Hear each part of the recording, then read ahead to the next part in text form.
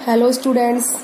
तो बेटा last video में हमने आपको सिखाया था कि about the conservation of angular momentum.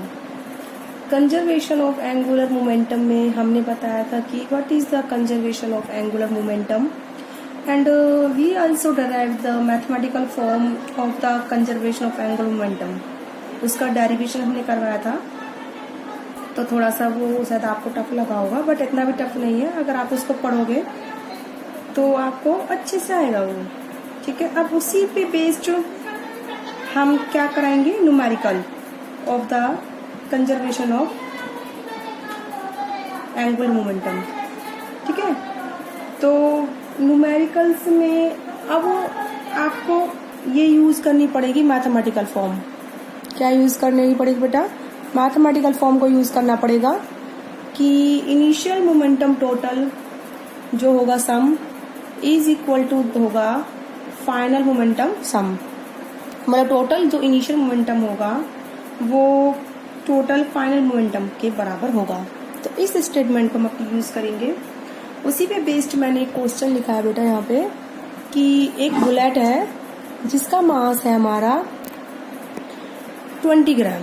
कितना है बेटा? 20 ग्राम है बुलेट का मास। उसको हॉरिजॉन्टली फायर कराया गया है with a velocity of 150 metre पर सेकेंड।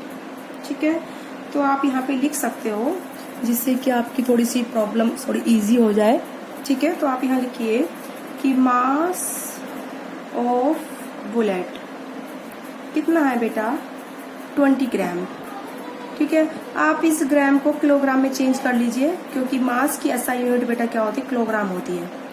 तो इस ग्राम को किलोग्राम में चेंज करने के लिए आप डिवाइडेड बाई क्या करोगे? 1000। तो ये हो जाएगा आपका 100 से 0 कट जाएगा, तो ये आएगा आपका 0.02 किलोग्राम। तो हमने इस मास को किस में कन्वर्ट करा बेटा? एसआई यूनिट किलोग्राम में। ठीक है, क्योंकि यहाँ वेलोसिटी की एसआई यूनिट रखी है मीटर पर सेकेंड, क्योंकि हम इसको एसआई यूनिट में ही अपना आंसर निकालेंगे। तो इसलिए मैंने मास को किस में चेंज करा? किलोग्राम में हमने चेंज करा मास को। Got it? नाउ उसके बाद है बेटा आपका वेलोसिटी जो है, जब फायर करा है उसको, तो कितनी है? फिर 150 मीटर पर सेकेंड। ठीक है, पिस्टन का मास कितना है? 2 किलोग्राम। तो मास ऑफ पिस्टन कितना है बेटा? 2 किलोग्राम। ठीक है, तो मास ऑफ पिस्टन हो गया, मास ऑफ बुलेट हो गया। देखो बुलेट का मास कितना कम है पिस्टन से? 0.02 kg। ठीक है, बहुत कम है ना बुलेट के मास से, पिस्टन के मास से। तो पिस्टन ही पिस्टल। ठीक है, अब है उसके बाद हमको बोला है यहाँ पे ये पिस्टल। अब देखो जो इनिशियली बुलेट है और जो गन है दोनों ही रेस्ट में होते हैं। तो दोनों ही क्या है बेटा? रेस्ट में है। तो क्या करेंगे बेटा? दोनों की इनिशियल वेलोसिटी कितनी होगी? 0 होगी। चलो वो चीज हम लिख लेंगे। आप जो स्टेटमेंट है बस वही लिखिए जो दे रखा है आपको। तो velocity of bullet after firing, तो velocity of bullet after firing है 20 मीटर पर सेकेंड। ठीक है बेटा, इस तरीके से हमको वेलोसिटी दे रखी है आफ्टर फायरिंग। अब उसके बाद आता है आपका what is the recoil velocity of pistol. हमको बतानी है बेटा वेलोसिटी ऑफ पिस्टल की हमें क्या बतानी है? पिस्टल की हमें वेलोसिटी बतानी। रिकॉइल मतलब आफ्टर गन जो पीछे जाएगी, पीछे की तरफ पिस्टल जाएगी, उसकी वेलोसिटी क्या है। ठीक है, हमें इसको क्या बताना है? इसको बताना है, फाइंड आउट करना है। ठीक है, दैट इज क्वेश्चन मार्क। ठीक है, अब हम देखो बिफोर फायरिंग मोमेंटम निकालेंगे हम। ठीक है, तो आप इसको लिखोगे before firing bullet and gun both are at rest. Okay बेटा, before firing bullet and gun both are at rest therefore दोनों की वेलोसिटी बेटा कितनी हो जाएगी, 0। It means velocity of bullet and gun, ठीक है, कितनी है बिफोर फायरिंग, 0। कितनी है बेटा, 0, ठीक है। तो इनका मोमेंटम निकाल लीजिए आप before firing. Total momentum before firing, ठीक है। देखो होता है m1 u1 plus m2 u2, ठीक है। तो लेट आपने जो वैल्यू मास ऑफ बुलेट था बेटा उसको m1 ले लो, मास ऑफ पिस्टल कितना ले लो, m2, ओके। ले लिया आपने इस तरीके से, बुलेट का मास आपने m1 ले लिया और पिस्टल का मास आपने बेटा कितना ले लिया, m2। तो m1 कितना है बेटा, 0.02 किलोग्राम और वेलोसिटी कितनी इसकी, 0 बिफोर फायरिंग बुलेट की। गन का मास कितना है बेटा, गन का मास है आपका 2 kg, वेलोसिटी कितनी, 0 बिफोर फायरिंग।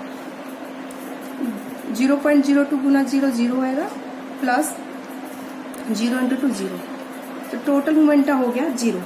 कितना हो गया बेटा, तो मोमेंटम की SI यूनिट होती है किलोग्राम मीटर पर सेकेंड। Got it. हाँ बेटा, अब हम चलते हैं total momentum after collision, after firing निकालेंगे। तो देखो बेटा, आफ्टर फायरिंग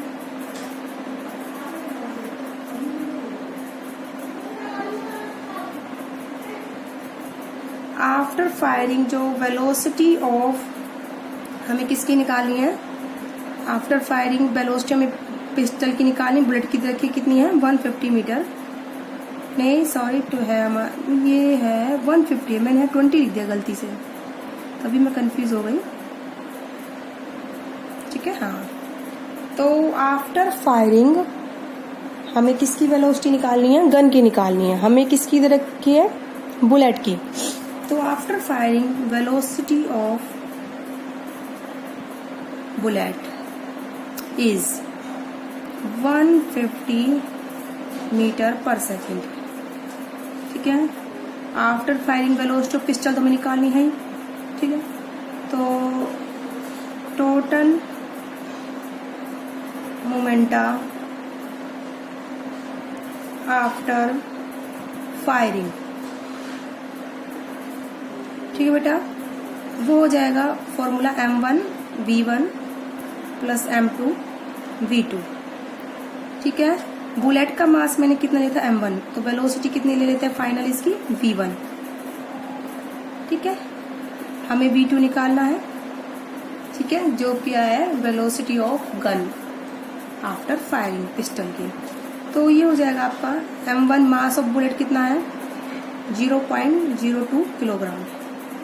बुलेट की वेलोसिटी कितनी है, 150 मीटर पर सेकेंड, ओके बेटा।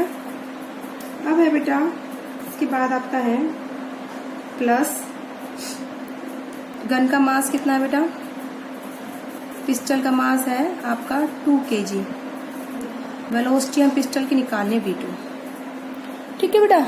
इस तरीके से आपको ये न्यूमेरिकल समझना पड़ेगा, थोड़ा लेंथी है बट प्रैक्टिस करोगे तो बेटा जरूर आएगा, ठीक है। तो अब चलते हैं हम आगे, हम अपना वही लगाएंगे according to law of conservation of momentum. According to law of conservation of momentum,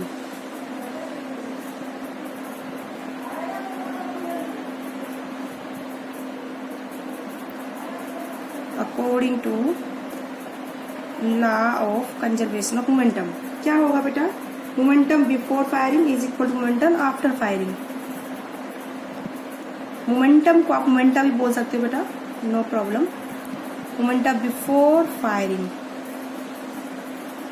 is equal to momenta after firing. ठीक है बेटा। तो बिफोर फायरिंग हमारा मोमेंटम कितना था 0, आफ्टर फायरिंग बेटा कितना है 0.02 इंटू में 150, ठीक है, प्लस उसके बाद है बेटा आपका 2 इंटू V2,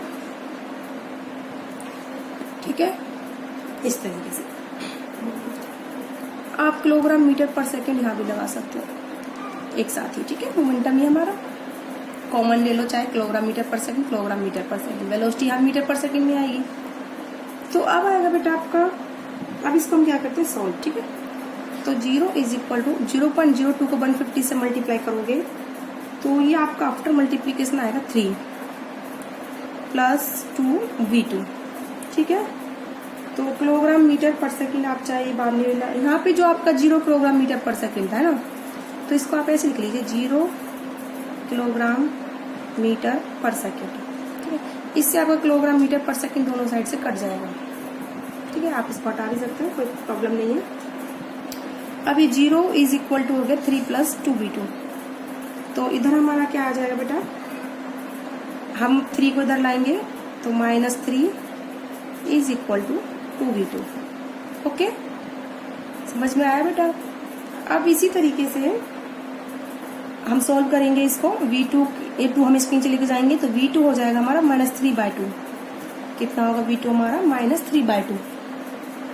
तो देखिए बेटा इस पेज में, तो हम लोगों का V2 होगा इज इक्वल टू -3/2 मीटर पर सेकेंड, ठीक है, यानी कि -1.5 मीटर पर सेकेंड।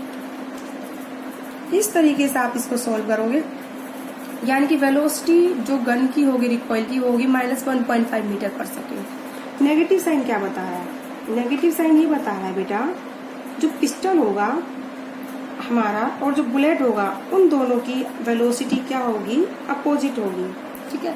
अगर हमारी बुलेट आगे की तरफ गया है तो हमारी पिस्टल कहाँ जाएगी, पीछे की तरफ रिकॉइल होगी। इसीलिए जब हम अपने शोल्डर पर रख के किसी गन को फायर करते हैं तो हमारा बुलेट आगे की तरफ जाता है, लेकिन जो गन होता है वो पीछे की तरफ क्या करता है, रिकॉइल करता है। इसीलिए हमारे कंधे को चोट लगती है, शोल्डर को, क्योंकि एकदम से गन आती है और हमारे शोल्डर को क्या, वो एकदम से गन मोशन करती है पीछे की तरफ, तो हमारे शोल्डर पर जाके वो टच स्ट्रिक होती है, टकराती है, तो शोल्डर को हमारे को हार्म करती है वो शोल्डर को।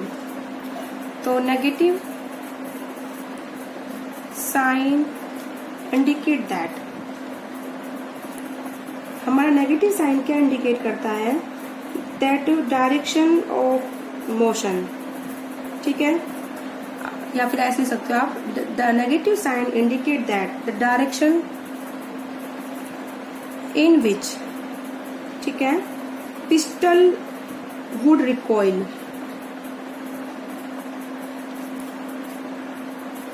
जिस डायरेक्शन में हमारा पिस्टल रिकॉइल करेगा वो होगा अपोजिट टू द बुलेट।